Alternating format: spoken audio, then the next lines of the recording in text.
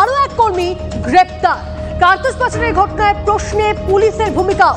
Stock ও register দেখার দায়িত্ব কলকাতা পুলিশের আর্মস অ্যাক্ট সেকশনের, কিন্তু নজরদারি কোথায় প্রশ্ন উঠছে।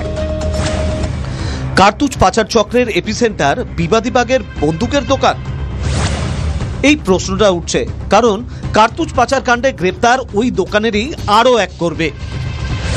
আগে গ্রেপ্তার হয়েছিলেন দোকানের দীর্ঘদিনের কর্মী জয়ন্ত দত্ত, আর এবার দক্ষিণ 24 পরগনার চম্পাহাটি থেকে শান্তনু সরকার নামে ওই দোকানের আরো এক কর্মীকে গ্রেপ্তার করেছে রাজ্য পুলিশের এসটিএফ।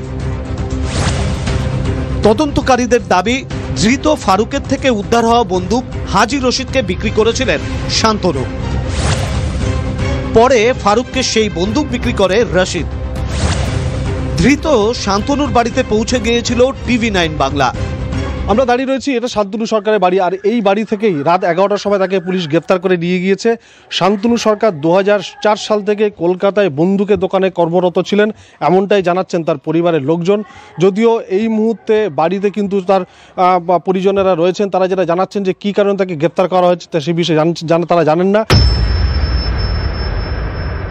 আপনি কে হন শান্তনু? আমি মা হই। আর ছেলে কি করতো, কি কাজ করতো? ছেলে এনসিদাতে কাজ করতো। মানে কি, কোন দোকান ওটা? এনসিদা বন্দুকের দোকানে। কত বছর কাজ করছিল ছেলে? 2004 থেকে। এর আগে কি কখনো পুলিশ ধরেছিল? না না না না, কোনো দিন এরম কেস হয়নি। সূত্রের খবর, বিবাদীবাগের অস্ত্রের দোকানের স্টকে বিস্তর গড়বেন।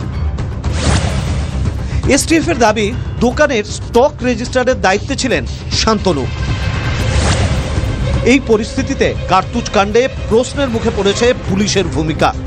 লাইসেন্সপ্রাপ্ত দোকান থেকে কবে কত সংখ্যক কার্তুজ বিক্রি হচ্ছে, কার কাছে কবে কি বন্দুক বিক্রি করা হচ্ছে, এমনকি দোকানে কত সংখ্যক কার্তুজ এবং বন্দুক রয়েছে তার বিস্তারিত রিপোর্ট পাঠাতে হয় পুলিশকে। আর দোকানের তরফে পাঠানো সেই রিপোর্টের সঙ্গে দোকানের বাস্তব স্টক এবং রেজিস্টার মিলিয়ে দেখার দায়িত্ব রিজার্ভ ফোর্সের অন্তর্গত আর্মস অ্যাক্ট সেকশনের। আর এবার সেই আর্মস অ্যাক্ট সেকশনের নজরদারি কোথায় তা নিয়েও কিন্তু প্রশ্ন সামনে উঠে আসতে শুরু করেছে। উনি স্টক রেজিস্টার মেনটেন করতেন না, যদিও করে থাকে তাহলে প্রত্যেকটা বন্দুক গুলি প্রত্যেকটার আপডেট কিন্তু পুলিশের কাছে থাকার কথা এবং মালিক কিন্তু সেই আপডেটটা দিতে বাধ্য। পুলিশের সমালোচনায় সরব হয়েছেন খোদ বিধানসভার অধ্যক্ষ। ঘুমোচ্ছিল এতদিন আমাদের সকলের প্রিয় বিধায়ক তথা অধ্যক্ষ, আমি তো মনে করি এটা পুলিশের ব্যর্থতা।